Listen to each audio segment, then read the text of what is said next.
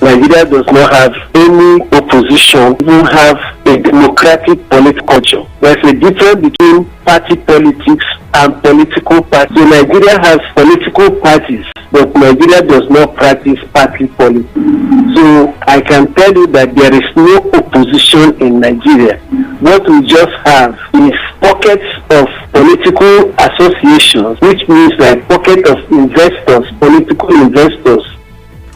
Professor Wadu, however, attributed corruption as the cause for the current wave of defections affecting the PDP-dominated states in the state. All right, so we'll get to that shortly, but this conversation borders on the opposition, and the question is simple. Can coalition save Nigeria's opposition? My guest is Honorable Progress Ogbokuma. He is the former chairman, African Action Congress, that's the AAC, and chairman of coalition of all Rivers local government area chairmanship candidates. Thank you, Honorable Ogbokuma, for making the time. Thank you for joining us. Thank you, Mr. Sam. How are you doing? I'm fine, and you? I'm wonderful. Okay, so we're talking coalition, we're talking opposition, we are talking big and small political parties. But let me start. Are you still a member of the AAC? No. Okay, you've left the party. Yes. Was there a problem? Yes, there was internal democracy, like part of what we are about to discuss. This same internal problem that APC and PDP has, the AAC that we're looking to save us, also has these problems? Yes, not only the AAC per se, when you talk about opposition political parties or the smaller political parties, these internal democracies are everywhere. So long as it's a political party, then there must be interests and personal interests and party interests and so on and so forth. Okay. So when people talk about the opposition right now in Nigeria, they are very likely looking at the PDP and maybe the Labour Party because it had a good outing in the last elections. For other parties, you were in the AAC. For the person who spoke in this report, Zenith Labour Party, other parties that people might not really know about as much. How do you view the current state of smaller political parties in Nigeria before we get into the main discourse? Yeah, based on the political landscape in Nigeria, sometimes when we look at these two major political parties, which is the All Progressive Congress, the APC, and the People's Democratic Party, PDP, sometimes we tend to forget that there are other opposition political parties. Yeah. And prior to this time, in 2019, we had about 92 political parties. And after the 2019 general elections, INEC came back and sat and looked at these parties and look at some of them that they don't have what it takes to run election, to run campaigns, and they deregister some of them. Just like part of what the prof was saying, that these parties have just become like business ventures, that they register parties to use them for business purposes. So on that premise, INEC deregistered about 74 political parties, and what was left was 18 political parties. And those 18 political parties are what we had in 2023. These 18 political parties participated in the 2023 local government election. Nigerian general elections. Yeah. And we saw that what we only heard, the parties that were at the front burner was the PDP, APC, and Labour Party, but we still have the other remaining 16 political parties or 15 thereabout, because later, Youth Party later joined because they were in court already at the Supreme Court. So they won their case. They won INEC at the Supreme Court, and INEC also added them to the registered political parties, which sum up to 19 registered political parties currently in Nigeria. So, but we also have political parties that are also at the front burner, like APGA. APGA is in Anambra. We always know that APGA is always at the aim of affairs, the state level. There are regional parties, APGA in Anambra, NNPP in Kano. They are not regional. They are national political parties. No, but it seems understand. like I'm talking about influence and reach, right? Okay. Of course, it's a national party, but APGA is strongest in the east, right? Yes. NNPP is strongest in the north. So that's what I mean by regional. So you have those parties where if you go to one region, this is the party that, and it almost seems like they never leave there. Yes. So that's what I mean. But so aside that, we still have the other political parties which are viable alternatives, like SDP. The SDP is there. SDP is there. SDP have been there for long, and they always make wave and have this name. And the other political parties like the AAC, in 2019 we saw that the AAC was at the front burner in Rivers State. And Nigeria at large. Because anything that happens in Rivers State it trickles down to Nigeria. AAC was stopping us in Rivers State. We'll talk about that, by the way. I thought you were still in the AAC. I had no idea. So what party are you in now? Presently, I am a member of the Zenith Labour Party. Okay. Yes. Okay. Why did you move to Zenith Labour Party from AAC? Like I said, in 2021. Yeah, you said you guys had problems. Local government elections. After the local government election, we have some internal issues which has to do with interest, and some of our members they moved on and they joined the PDP.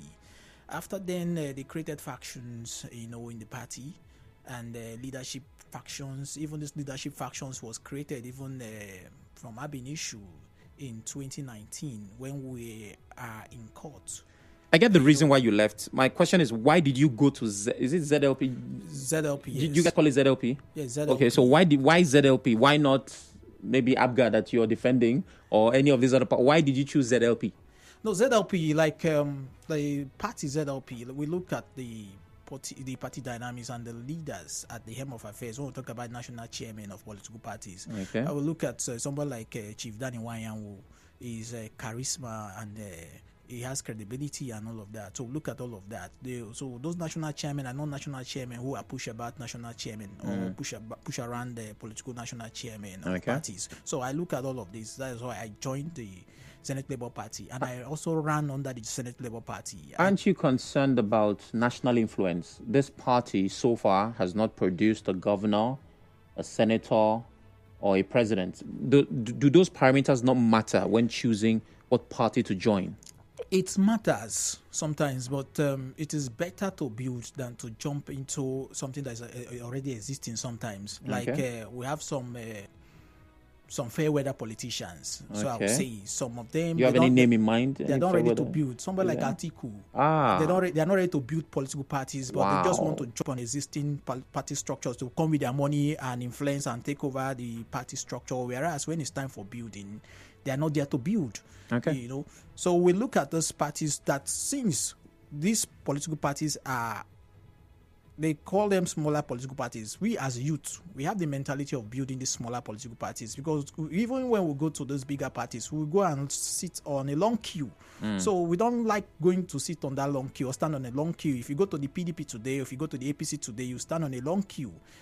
So let us go to the smaller parties and build it. And even in the bigger parties, we go there, want to run an elections. For us to get tickets, to buy a ticket for House of Reps in APC is how much? To buy tickets in PDP for House of Reps or assemblies, how much? So when you look at all of this, it becomes disadvantage or discouraging to youths. So as youths, as coming up as youths, as politicians, we like these parties that we can go. Let's build the parties and let's mobilize for those parties and see how we can make them and bring them up to limelight for them to become viable oppositions. Okay, so it's good that you hold that position, but the thing about building is that it takes time. Yes, with dedication, like minds, and consistency. Whatever you put in mind, whatever you want to build, you can build it. Yeah.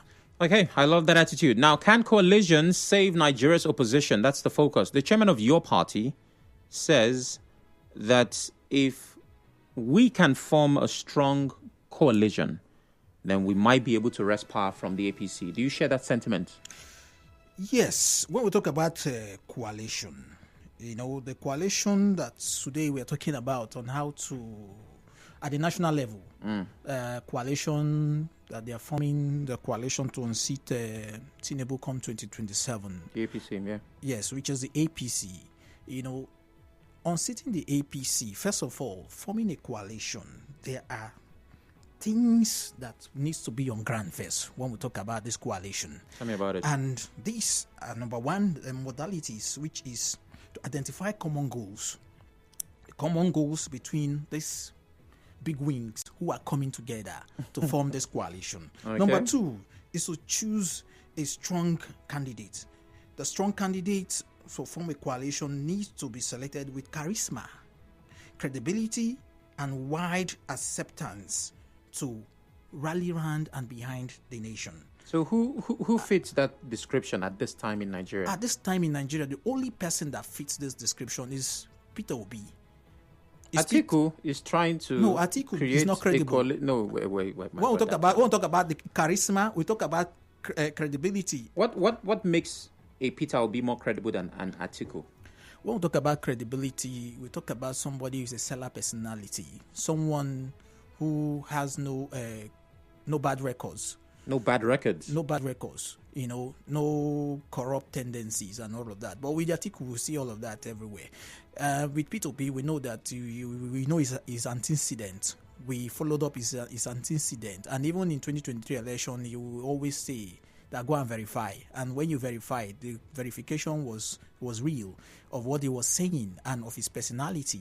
So for somebody like Atiku, the likes of the Aerofiles and all of that, for them, they don't have credibility. They might have funds, they might have money, they might have national outreach. Are you sure you're not judging these men based on the perception of and not the fact? No, not based that. on how people see them. Not how people see them. We have been in this country. We knew how those people, when they were, Atiku was vice president. Because if Atiku hold you now and say, my brother, you say I'm corrupt, can you prove it? Yes, the records are there. So it's not something that anyone needs to shy away from or run away from or just delete out. No. So we know the record and we have the records of those people. Well, I want to shy away from this conversation. Then when we talk about this coalition, because we have a commercial break. So that's my excuse to run away for a bit. When we come back, we keep talking. Okay. Stay with us.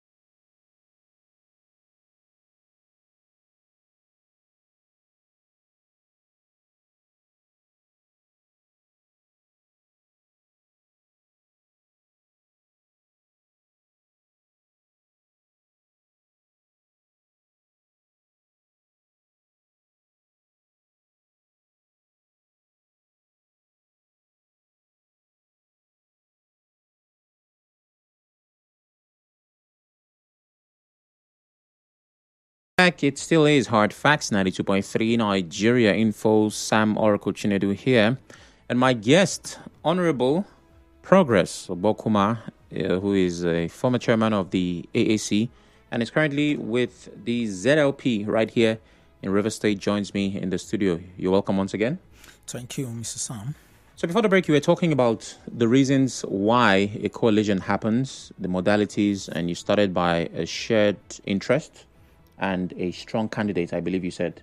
Yes. Okay. So also for a viable coalition that can unseat the APC come 2027 requires careful planning, strategic alliances, and a deep understanding of Nigerian's political landscape, and also building a broad grassroots network with political parties which are quote and unquote the opposition political parties, and also interest groups, civil society organizations, and so on and so forth, and leveraging and collective strengths and network down the grassroots. This is what can make a coalition to seat the current APC, and also developing comprehensive strategy. And this will require a lot of campaigning and strategy and funding, including mobilizations, media outreach, and social media engagements. You understand? So when a coalition, talking about a national coalition, if all of these ingredients are not together, then we should forget about this coalition. If a coalition that is coming on board, and when this coalition have all of this on ground, all of these strategic plannings and the alliances and the number of opposition political parties that are forming these alliances, then we know that, okay, there's a coalition that is ready to unseat the APC. Okay. But for now, with the level of people we have seen, the number of political parties talking about this coalition, which is the opposition parties, the smaller parties, for the PDP, I've not heard them talking about joining this coalition. I think the SDP, that is where we're hearing most of these big boys, like the likes of Erufai, that have defected to the SDP, and some other persons are trying to join the SDP, which they say they're trying to form this coalition. And you see the internal democracy is going on also too on one of the parties that we are looking at as a viable position. Because for now, I'm not seeing the PDP as a viable position.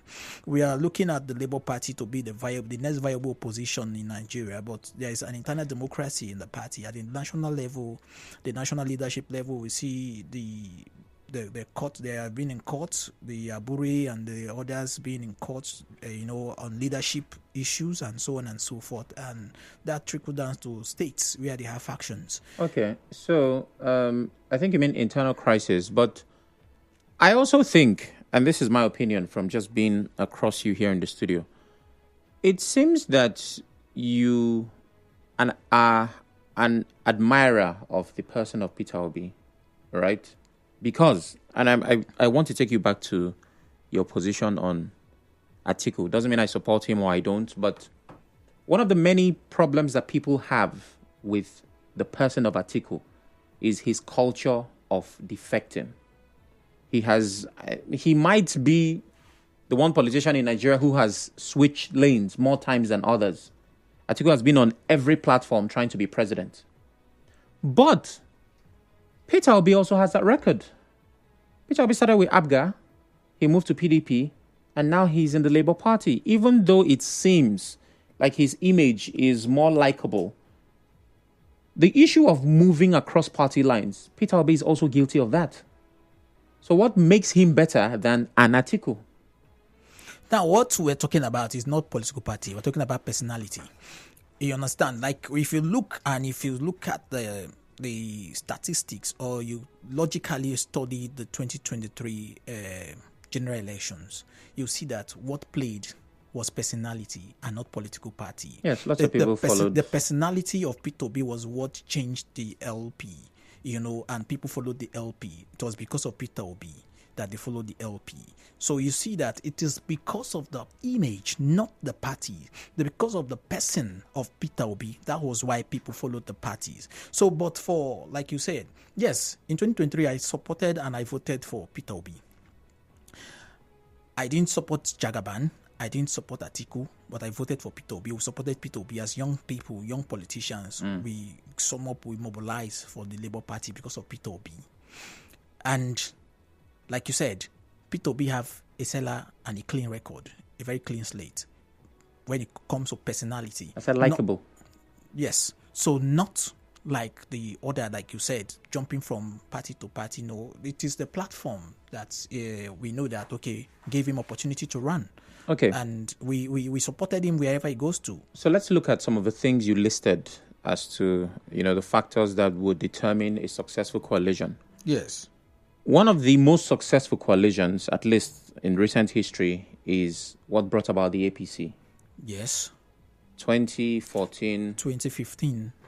4 parties came together because they wanted to unseat the PDP at the time. Yes. And it seemed, like the PDP we did not imagine that an incumbent would lose an election. So it seemed like they were wasting their time.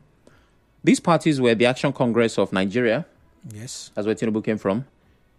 The CPC. Congress for Progressive Change, CPC, Buhari. Yes. A faction of ABGA, Rocha Sokorocha. Yes. And ANPP. ANPP. These were the parties that came together. Yes. Then there was a small faction of PDP that were already dissatisfied. Yes. They called them the new PDP. They were the ones who made up the APC. But you see, the biggest problem with coalitions is the power sharing formula.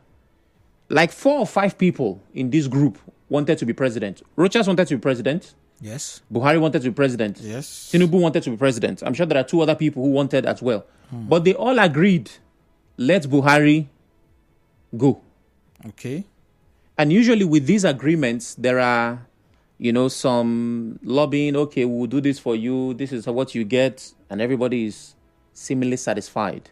Okay. With the coalition that needs to happen now, do you think, using the factors that you listed, a common goal, a strong personality, planning, strategizing, because everybody wants to be president, will an Atiku allow a Peter Obi? Will a Peter Obi allow whoever is coming from these other parties who also wants to be the number one man to be the figurehead? Secondly, there are issues around what would this coalition be called, because you now have to form a new party, or the others who are joining the existing party will have to adopt that name. Do you think that the alliances of today will allow themselves to compromise and adhere to these rules so that they can achieve their common goal?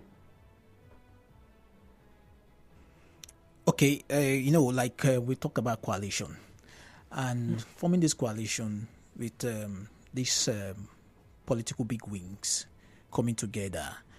You pointed the 2014-2015 experience of the coalition coming together to unseat the PDP. And I think that is the first time in the history of Nigeria where a coalition have come together to unseat the incumbent. And it worked. And it's because the incumbent wanted it.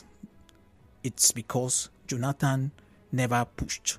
Jonathan was not that do-or-die affair type. What do you mean wanted it? It's votes that get people in and out. What? Jonathan was not the do-or-die type. Okay. He allowed it. Because, like Jonathan said, that his ambition is not worth the blood of one Nigerian. Let's imagine he didn't allow it. What would he have done? He would have changed the system. He would have annulled the election, just like it happened in 1993. That was a military. No, I live even in democracy. 93 was military. No, if live military. He has the power as the number one.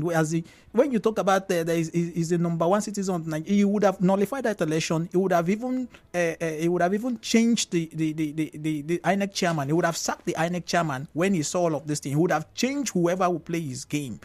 We play his ball, but Jonathan never wanted. Jonathan just, when you saw how the country was and how the people were, so he just allowed it.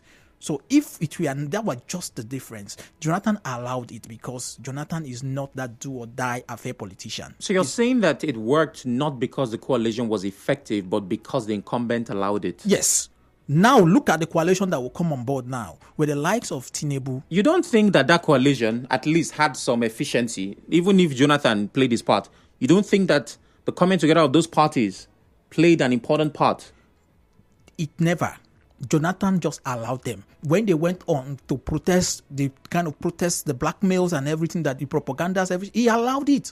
If Jonathan was that kind of man he would have shot them. Nobody would have protested in Nigeria, and nobody would have sat anywhere to form any coalition, and nobody would have registered the APC. The INEC, he would have asked the INEC not to register that party, APC. But Jonathan was that free man who allowed people as a Democrat.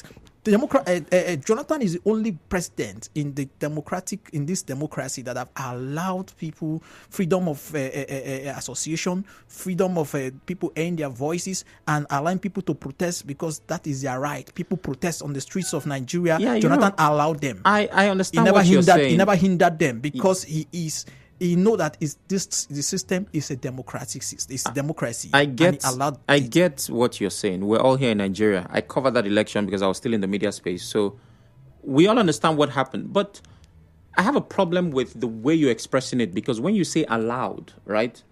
The president at the time did what he was supposed to do. Jonathan allowed it for when election have not been... Wait now. Let me tell you now that's how he allowed it. Collation was still going on. The announcement of results were still going on, but Jonathan have accepted defeat and congratulated Buhari. What does that mean? That is what a person who loses an election is supposed to do. Any other thing besides that? You didn't even go to tribunal to challenge it. It's the first time in the history of Nigeria that nobody went to tribunal to challenge the outcome of an election. I get what you're saying, right? Somebody else would have handled that differently. But the point is, he took the only reasonable option on the table. If he had, like you said, annulled the election, change the INEC chairman, that would have been wrong. It's like me saying, I allow my children to go to school. As a father, it is my responsibility to send them to school. So him doing what he was supposed to do, saying he allowed, it's like the other option is supposed to be attractive. Yes, now let me tell you now, with what will happen in 2027, you will now see what I'm saying, that he allowed. Because the coalition that they are forming now, you understand, and with the person of Tinubu that we know, you understand, the person of Jagaban that we know, when he was not even a president, he influenced his way to be a president. Now that he's a president and he is seeking second tenure, and you are saying that a coalition can one seat, or a coalition one seat the APC, with the likes of the person that you know Tinubu already. So give me an idea of this coalition that's coming up. What parties are making this coalition? Who are they fronting? What exactly are they bringing to the table that would be so spectacular? So this coalition that we're talking about, is only the SDP that we have been hearing about, this national coalition. I think he's trying to put together a coalition. His is the loudest as far as I'm concerned. Now, they're putting together the coalition that is the same SDP that all of them are trying to rally around. Now, it's not the same coalition that they want to use SDP as the mega party in the coalition that they are forming. So it's SDP that they are looking at. The Atiku coalition is not different from the Erufai coalition and the movement that they've been making and trying to woo big wings to come into that picture. Okay. So with the people like we know, like talking about the Atiku, the Erufais, and the other big boys that are coming into that coalition, who will allow who to be the flag bearer? That is where interest comes in. So these are one of the challenges that coalition faces.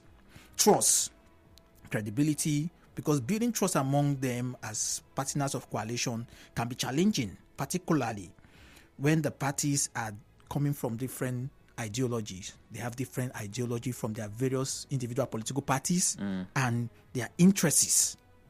Then you also talked about power sharing. Coalition often struggled with power sharing, including leadership position, cabinet roles, and other benefits. Internal conflicts. Managing internal conflicts and also disagreements. These are what will hamper coalition, because there must be disagreements. These people, like we know them, we are politicians, they are politicians, and they have their personal interest. Like every politician today is saying, talking about personal interest, not national interest, not state interest, not local government interest, or even world interest. They are talking about they first, their own personal interest first. So when all of this will come together, forming this coalition, the personal interest thing will play out, because at the end of the day, if my interest is not protected and I'm a member of that coalition, then I will be dissatisfied. Okay, so you understand, and that will start. It will cause internal wrangling and internal democracy and breakage in the coalition. All right. We have followed those people. You know them. You know how they behave. Like you say, they jump from places to places. No, I didn't say they jump. They jump from places to places. Explained. So if they are dissatisfied, they will jump to the next place, to the next option that favors them. Hold on, I don't want anybody quoting me. I explained why people were in some way, shape, or form against the person of Atiku, right? Because of his culture of defects. I did not say they jump from place to place. But let's allow the listener to be a part of this conversation. Can coalition save Nigeria's opposition? At this point, every political party in Nigeria that is not the APC qualifies as opposition, some bigger than others. But in a bid to make a loud statement in 2027, can coalition save Nigeria's opposition, or can any one single party get the job done? I'm asking other questions as well. Do you think smaller political parties can realistically challenge the dominance of the duopoly, that's APC, PDP? And do you think these alliances will hold together after elections? We've seen what has happened with the APC when they took power. Well, they are united now, but there were stories about how disunited they were. Call me and tell me, 0817-923-0002, 0817-923-0003. WhatsApp is 080-903-06416. We're live on Facebook, Twitter, and YouTube at Nigeria Info PH. You can watch, listen, and engage. Please turn off your radio as you call. Jimmy on WhatsApp says, do you see how flawed the political system is? There's a reason small parties with no big wigs never win elections in Nigeria. Do you know the massive resources they'd need to campaign in 774 local government areas? On the coalition thing, I wish it would work. I really wish. But do not forget that the APC is playing political chess and probably have people in the coalition ready to sabotage everything. Kelvin Frank says, good day, Sam. A president's duty is not to fight terrorists and get a vote. Okay, Kelvin, this should be from the previous hour. I suggest that Nigeria should at least form a new party with fresh people, not with those jumping from PDP to APC, because there's no difference. From their character, they are the same mindset. If the youth of this country want to move forward, avoid them and reject their offer. Ngozi Williams. Ngozi, we have very close to 20 parties. Before now, we had over 80. So forming a new one, would it be possible to find one of the many parties, pitch your tent there, and seek what you can eventually find? Lawson calls from Yenugua. Good evening, Lawson. Sam, good evening. Good evening.